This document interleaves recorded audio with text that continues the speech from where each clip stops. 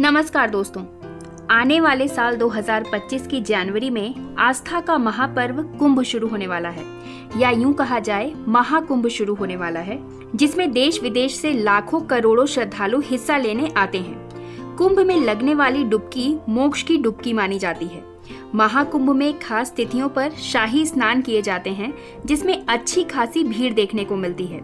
ऐसे में महाकुंभ व्यापारियों के लिए भी एक सुनहरा मौका होती है, जिसमें वो अच्छी खासी कमाई कर पाते हैं, अपने सामान की खरीद बिक्री कर पाते हैं और अपना व्यवसाय सही ढंग से चला पाते हैं। ऐसे में अगर ये सुनने को मिले कि किसी खास संप्रदाय या समूह को कुंभ में शामिल होने से रोका जा रहा है, तो ये विवाद का विषय बन जाता है। हालांकि यहाँ ये देखना भी जरूरी है कि आखिर ये मांग की क्यों जा रही है। दरअसल अखिल भारतीय अखाड़ा परिषद ने उत्तर प्रदेश के मुख्यमंत्री योगी आदित्यनाथ के सामने ये मांग रखी है कि कुंभ मेले में मुस्लिम व्यापारियों की दुकानों को ना लगाने का आदेश जारी किया जाए। वहीं बागेश्वर बाबा धीरेन्द्र शास्त्री समेत कई अन्य धर्माचार्यों ने भी इस मांग का समर्थन किया है, जिसके बाद से मुसलमानों की कुंभ में नो एंट्री को लेकर बहस शुरू हो गई है। मक्का मदीना है, वहाँ पर तो सनातनी हिंदुओं की दुकानें नहीं है, वहाँ तो आप लोगों को जाने नहीं मिलता ना। वहाँ भगवा रंग के कपड़े भी मक्का मदीना में प्रवेश नहीं कर सकते पहन करके, रोक है उस पर।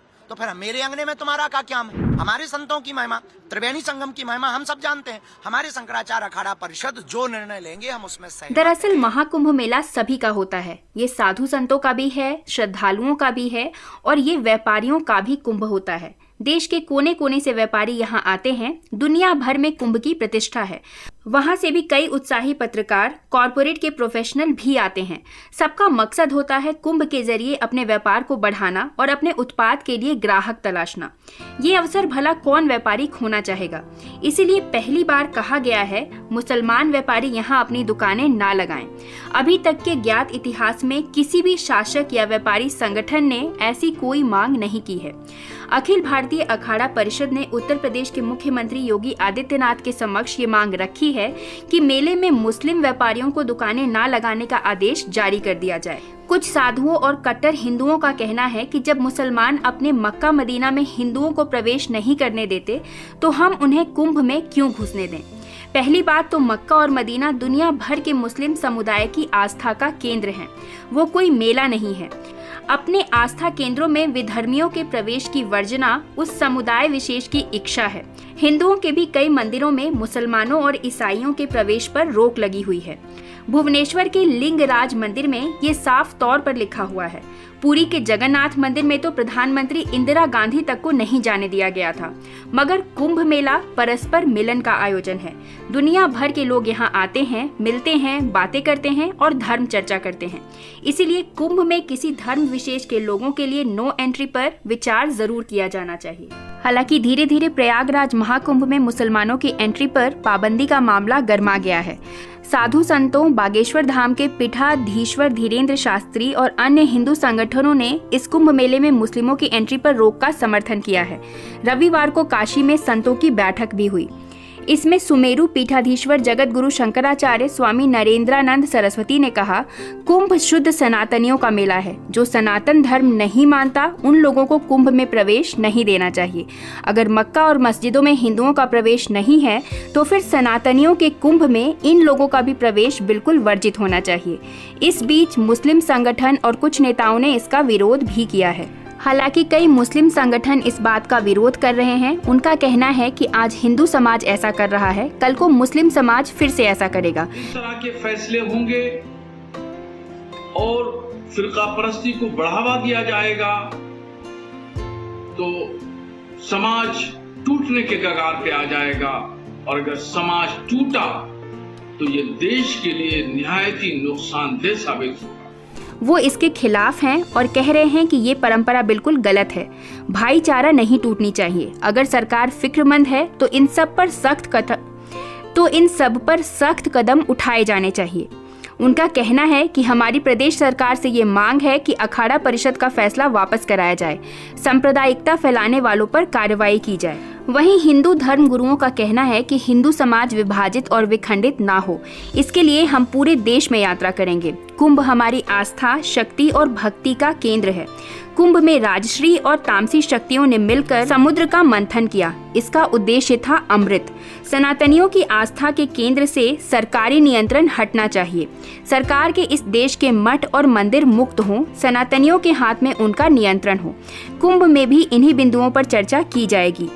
एक धर्मगुरु ने ऐसा भी कहा कि हमने हरिद्वार में देखा है कि कई मुस्लिम भाई संत बनकर घूम रहे हैं। इसीलिए जरूरी है कि जो भी प्रयागराज महाकुंभ में आए उसकी जांच की जाए, उसके पास आधार कार्ड हो ताकि पहचान हो सके। हमारे साधु संत, श्रद्धालु और शासन प्रशासन सभी सुरक्षित हो सकें। ये महाकुंभ है, कोई भी उग्रवादी यहाँ संत बनकर आ सकता है। वहीं छत्तीसगढ़ के कवर्धा में बालाजी हनुमान मंदिर के भूमि पूजन के लिए 3 नवंबर को बागेश्वर धाम के पीठाधीश्वर पंडित धीरेन्द्र कृष्ण शास्त्री पहुंचे। उन्होंने कहा कि महाकुंभ में गैर सनातनी यानी कि जो सनातन परंपरा को नहीं मानते वो संतों का सम्मान क्या करेंगे। थूक कांड और पंडालों में आग जैसी प्रायोजित घटनाओं से पता चलता है कि वो एंटी सनातन हैं। उन्हें सनातन से दिक्कत है। जो राम को नहीं मानते उनके राम के काम से क्या काम। उन्होंने कहा कि गैर हिंदुओं को दुकान ना दी जाए। जिन्हें सनातन संस्कृति के बारे में पता हो, पूजा पाठ और सामग्री की शुद्धता के बारे में पता हो, उन्हें ही ये काम दिया जाना चाहिए। जिन्हें सनातन संस्कृति के बारे में नहीं पता, अगर वो इसके लिए काम करेंगे तो निश्चित ही नाश करेंगे।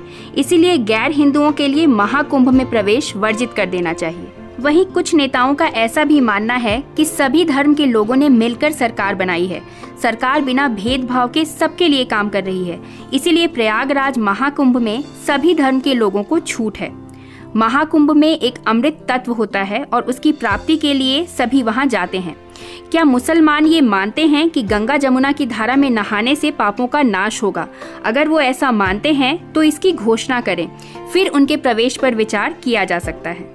उत्तर प्रदेश के प्रयागराज में जल्द ही कुंभ शुरू होने वाला है। मेले को लेकर सियासत तो गर्म हो ही चुकी है।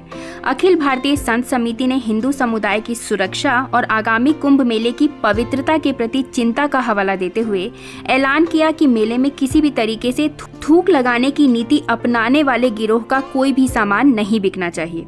अखिल भारतीय संत समिति का कहना है कि वो किसी भी परिस्थिति में इस मुद्दे पर समझौता नहीं करेंगे। उन्होंने कुंभ के मुस्लिम विक्रेताओं की दुकानें लगाने की इजाजत देने के लिए कुछ धर्मनिरपेक्ष नेताओं की हालिया मांग को लेकर कहा, कुंभ दुनिया में स्वच्छता का सबसे बड़ा और सबसे प्राचीनतम मेला है। कुंभ के दौरान भयानक ठंड में कल्पवासी दोनों समय स्नान करते हैं। ऐसे में हम थूक लगाने की नीति अपनाने वाले गिरोह पर कैसे भरोसा कर सकते हैं। बताया गया कि समिति का मानना है कि कुंभ परिक्षेत्र तो दूर की बात है, कुंभ के 50 किलोमीटर के दायरे में भी किसी नए व्यक्ति को दुकानें लगाने और सामान बेचने की इजाजत नहीं दी जाएगी। ये भी बताया गया कि किसी भी हलाल सर्टिफाइड हिंदू अथवा मुस्लिम व्यापारी को कतई स्वीकार नहीं किया जाएगा।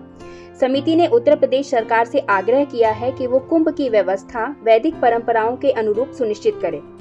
कुंभ मेले में वैदिक परंपराओं के अनुरूप ही व्यवस्था की जानी चाहिए। मेले में किसी भी तरीके से थूक लगाने की नीति अपनाने वाले गिरोह का कोई भी सामान नहीं बिकना चाहिए। ये हिंदू समाज की सुरक्षा और मेले की पवित्रता का सवाल है। इस पर कहीं भी कोई समझौता नहीं किया जाएगा। तो दोस्तों, आप इस बारे में क्या सोचते हैं, कमेंट करके हमें जरूर बताइए। आशा करती हूँ ये वीडियो आपको यूजफुल और इन्फॉर्मेटिव लगी हो। अगर ये वीडियो आपको पसंद आई है, इस वीडियो को एक लाइक जरूर करिए। वीडियो को ज्यादा से ज्यादा शेयर करिए। अगर आप चैनल पर नए हैं तो चैनल को सब्सक्राइब कर लीजिए और ऐसे ही और वीडियोस के लिए हमारे चैनल से जुड़े रहिए।